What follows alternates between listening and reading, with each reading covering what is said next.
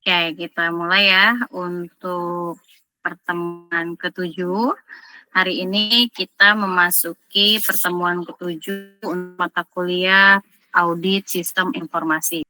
Oke, untuk pertemuan ke-7 ini saya akan bahas tentang pengendalian umum dan pengendalian aplikasi. Yang namanya audit itu kan adalah proses di mana kita melakukan pemeriksaan di mana kita ingin menyesuaikan apakah yang direncanakan dengan yang diimplementasikan itu sudah sesuai atau uh, sudah berdasarkan aturan yang ada, kebijakan yang ada atau tidak. Nah, dalam kegiatan audit sistem informasi pun kita bisa fokuskan ke dalam dua kategori, yaitu pengendalian umum dan juga pengendalian aplikasi. Apa itu pengendalian umum, apa itu pengendalian aplikasi, itu akan kita bahas di pertemuan kali ini.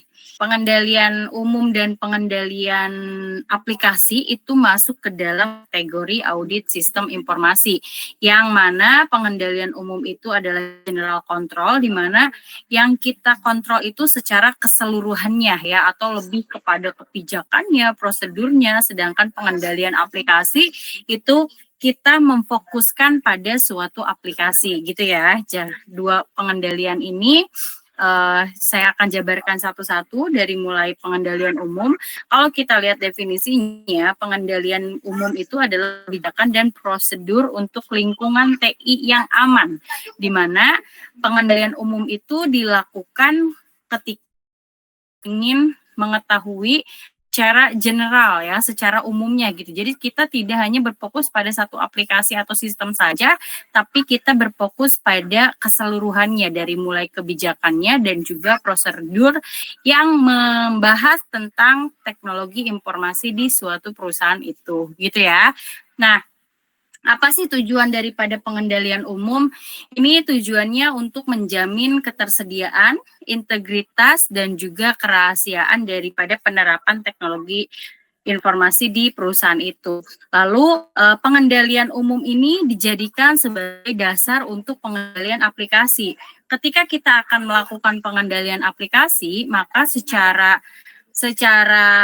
tahapannya itu kita harus kendalikan dulu pengendalian umumnya gitu ya. Ketika pengendalian umum kita sudah kendalikan dari aspek prosedurnya, kebijakannya, barulah kita bisa melakukan pengendalian aplikasi, di mana si pengendalian umum ini sebagai dasar untuk pengendalian aplikasi. Seperti itu ya. Itu adalah gambaran umum daripada pengendalian umum. Nah, komponen apa saja sih yang ada dalam pengendalian umum? Apa yang bisa kita dapatkan dari audit sistem informasi aspek pengendalian umum itu? Yang pertama, kita bisa mengetahui pengendalian organisasi TI-nya. Bagaimana sih organisasi dalam teknologi informasi itu, penerapan teknologi informasi itu, dari mulai struktur organisasinya, tupoksinya, visi misinya, dan seterusnya gitu ya. Itu adalah masuk dalam komponen pengendalian umum organisasi TI. Yang kedua itu ada pengendalian manajemen keamanan. Dari aspek keamanannya itu bisa kita kendalikan manajemennya seperti itu. Lalu pengembangan dan pemeliharaan sistem, operasional sistem, juga pengendalian atas infrastruktur TI-nya. Kalau kita lihat dari komponennya, sudah sangat terlihat jelas bahwa ini adalah komponen pengendalian umum yang kita akan dapatkan secara general gitu ya, secara global.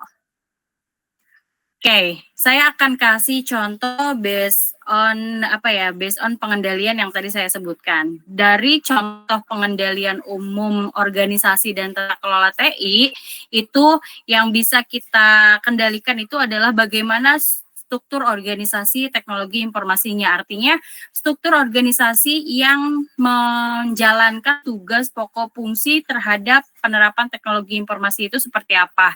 Kalau misalkan di Universitas Subang, struktur organisasi TI-nya itu adalah UPT Pusom, contohnya gitu.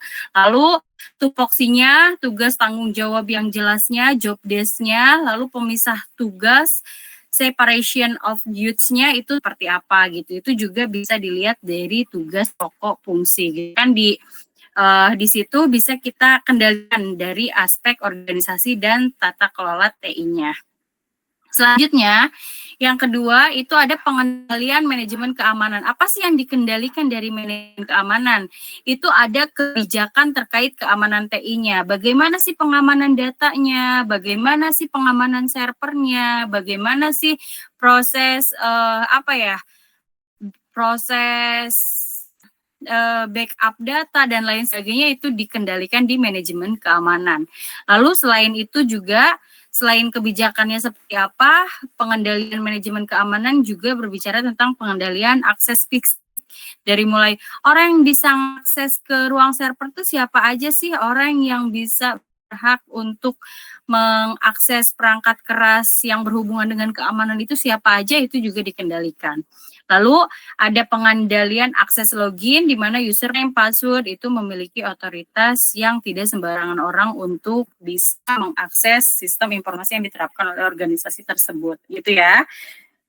Itu adalah pengendalian dari manajemen keamanan.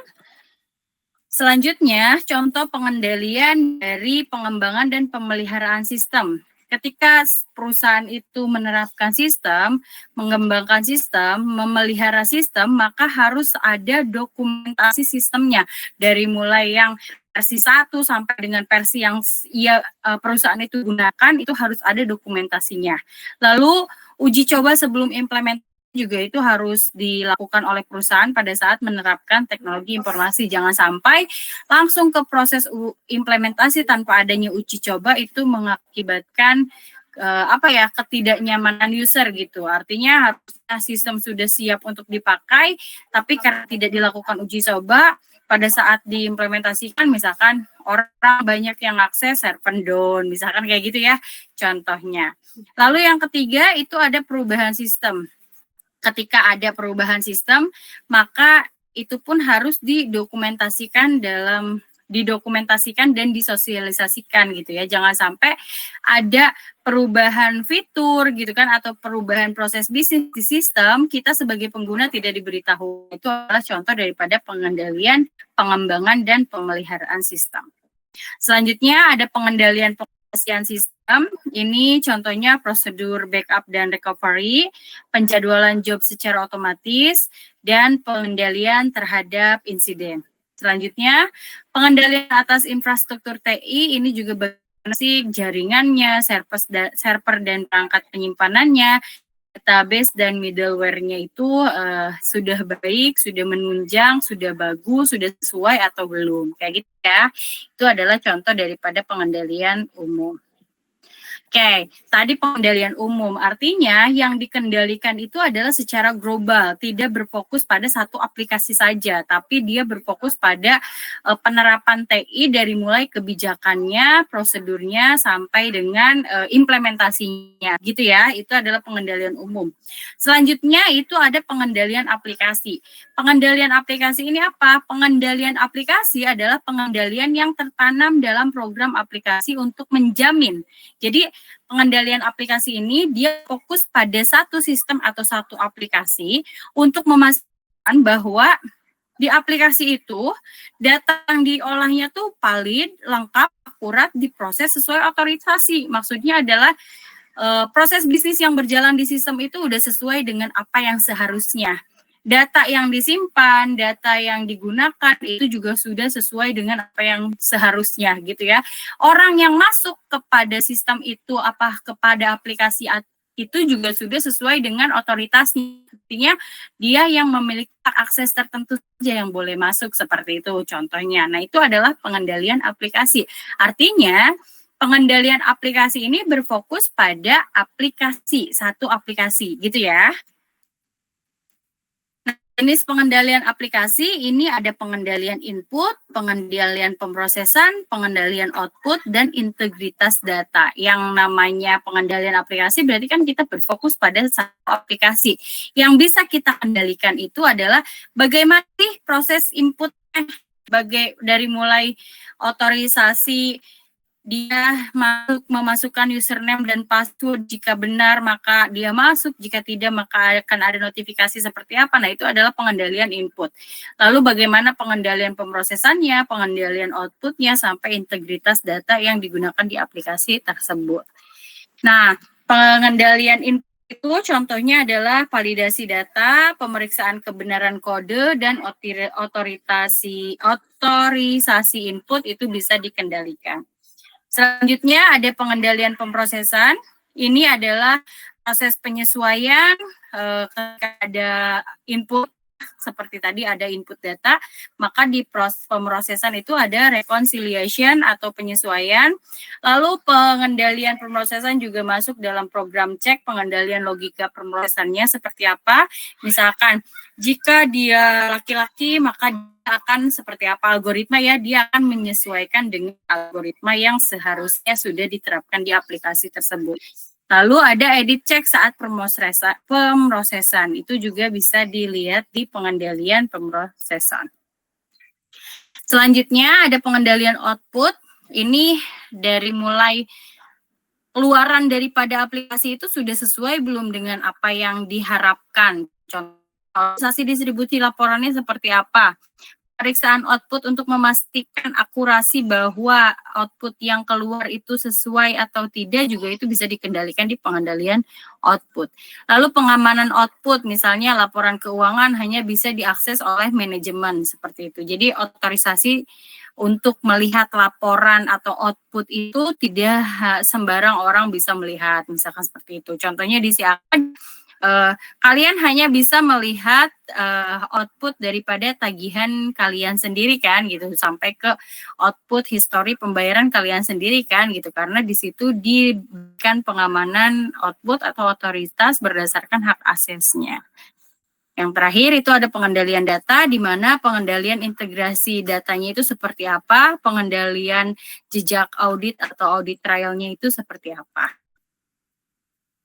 Nah, hubungan daripada pengendalian umum dan pengendalian aplikasi itu apa sih? Pengendalian umum itu bisa kita anggap sebagai pondasinya, ya. Jadi harus jelas dong kebijakannya seperti apa, harus jelas dong prosedurnya seperti apa, barulah bisa kita lakukan pengendalian aplikasi.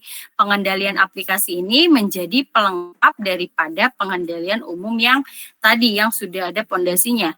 Pengendalian umum lemah, maka aplikasi sudah jelas tidak dapat diandalkan. Contohnya, kebijakan dalam penerapan aplikasi itu tidak ada atau lemah, ya aplikasi yang kita implementasikannya pun pasti nggak bisa kita andalkan. Semua proses bisnis yang sudah kita rubah dari yang konvensional ke aplikasi, ketika kebijakannya nggak jelas, itu pasti nggak akan maksimal. Nah, itulah hubungan antara pengendalian umum juga pengendalian aplikasi.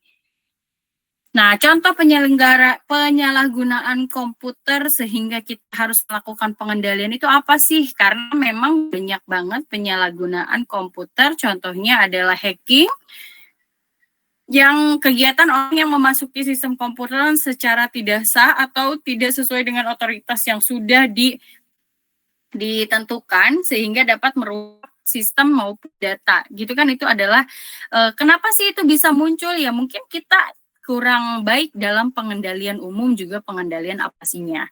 Lalu yang kedua, virus itu program yang masuk ke dalam sistem tanpa diketahui yang dapat merusak sistem maupun data. Kenapa bisa ada sistem? Mungkin karena bisa ada virus karena kita ada kelalaian dalam proses harusnya ada antivirus, ini nggak ada, misalkan gitu ya, ada pertukaran data yang menyebabkan virus masuk, misalnya seperti itu. Nah, itu juga bisa kita kendalikan dalam pengendalian umum juga aplikasi.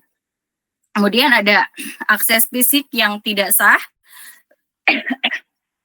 atau orang yang secara ilegal melakukan akses secara fisik komputer, lalu perusakan aset dari mulai hardware, software, data, fasilitas, dan dokumentasi lainnya, pencurian dan pengubahan aset dan penggunaan aset tanpa izin, juga pelanggaran privasi atau membuka dokumen yang bukan haknya. Ini adalah contoh penyalahgunaan komputer yang masuk ke dalam kategori pengendalian umum dan aplikasi. Artinya, ketika kedua hal itu tidak dilakukan, apa sih yang bisa kita dapatkan? Contohnya adalah gitu ya. Nah, lalu peran auditor itu apa sih di sini? Ya, kalau kita lihat peran auditor sistem informasi dalam mengevaluasi kedua jenis pengendalian tadi yang umum dan juga sih itu yang pertama bisa menilai resiko sistem teknologi informasi, atau ketika perusahaan itu menerapkan tata kelola teknologi informasi, maka resiko yang akan munculnya apa saja sih dengan dilakukannya audit oleh seorang auditor, itu pasti akan diketahui resikonya apa saja. Lalu yang kedua, menentukan keandalan sistem. Jadi nanti sistem ini sehandal apa sih gitu ya, dan ngebantu apa sih dalam proses bisnis yang berjalan di perusahaan itu. Lalu memastikan kepatuhan terhadap kebijakan dan regulasi. Kalau misalkan tidak adanya audit, mungkin tidak mungkin kebijakan regulasi itu antara hanya sekedar ada gitu kan ya, tidak disesuaikan dengan implementasinya atau seperti apa, itu bisa ketahuan gitu ya. Jadi makanya dilakukan audit itu untuk mengevaluasi, memastikan kepatuhan terhadap kebijakan dan juga regulasinya. Lalu memberikan rekomendasi perbaikan terhadap kelemahan kontrol. Dilakukan audit itu kan pasti nanti si auditor mengevaluasi dari aspek yang direncanakan, kebijakan, implementasi itu sesuai atau tidak, sehingga nanti akan muncul temuan.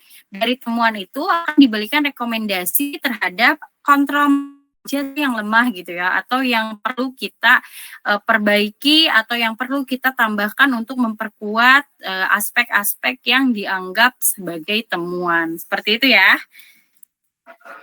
Nah, audit SI ini mencakup pengendalian umum dan aplikasi. Keduanya penting untuk sistem teknologi informasi yang aman dan andal. Perlu pendekatan menyeluruh dalam proses audit. Itu adalah yang dilakukan oleh proses audit yang dilakukan oleh auditor dalam kategori pengendalian umum dan pengendalian khusus. Oke. Akan saya berikan gambaran untuk ujian tengah semester. Ujian tengah semester dilakukan offline aja ya. Sepertinya saya akan lakukan secara offline, di mana teman-teman langsung mengerjakan ujiannya di kampus, oke, dengan waktu 1,5 jam sesuai dengan jadwal. Lalu, apa yang akan ditanyakan Bu nanti pada saat UTS? Gambarannya kurang lebih, jadi nanti saya akan kasih studi kasus, oke, di mana misalkan PTA ini menerapkan sistem ini dengan bla bla bla gitu ya, misalkan. Nah, setelah saya jelaskan studi kasusnya, lalu saya akan dari kasus yang ada, itu saya akan munculkan temuannya ya. Temuan dari aspek pengendalian umum dan pengendalian khusus itu apa saja. Nanti dari studi kasus, pengendalian umum, pengendalian khusus itu nanti saya minta teman-teman untuk untuk menjabarkan kembali gitu ya, mengidentifikasi kembali soal studi kasus saya gitu, dari mulai resikonya, kemudian dari temuan itu nanti kalau misalkan dari resiko itu harus diapain gitu ya. Nah, seperti itu kurang lebih. Jadi nanti kalian berlatih sebagai seorang auditor dengan studi kasus sudah saya tentukan. Bisa dipahami? Bisa, Bu. Oke, gitu gampang ya. Jadi 1,5 jam kayaknya cukup deh. Teman-teman juga harus harus baca materi yang sudah saya sampaikan, karena nanti akan berhubungan dengan manajemen resiko, kemudian berhubungan dengan standar atau framework yang digunakannya, seperti itu. Oke, cukup jelas ya. Nanti materi ini saya share. Jangan lupa dibaca kembali materi yang sudah saya share. Nanti mungkin sifat ujiannya kalian boleh open book tapi catatan saja. Artinya kalian merangkum catatan, nanti boleh lihat catatan saja tapi tidak boleh lihat HP ataupun file PPT-nya. Gitu ya. Oke, semangat semuanya. Mudah-mudahan setelah UTS kita bisa lakukan perkuliahan secara offline ya. Karena memang sekarang sedang proses akreditasi dan ada beberapa kegiatan yang akhirnya tidak bisa melakukan pertemuan dengan secara langsung. Mohon maaf ya, mudah-mudahan nanti setelah UTS kita bisa melakukan perkuliahan secara tatap muka secara langsung lagi. Oke? Oke, cukup ya. Terima kasih banyak atas kehadiran hari ini. Semoga apa yang disampaikan bisa bermanfaat untuk kita semua dan bisa dipahami dengan baik. Kenapa, Tanisha? Kayaknya kepijit ya. Oke, terima kasih banyak. Sehat-sehat semuanya. Saya akhiri. Wabillahi taufiq wal hidayah. Wassalamualaikum warahmatullahi wabarakatuh. Waalaikumsalam warahmatullahi wabarakatuh.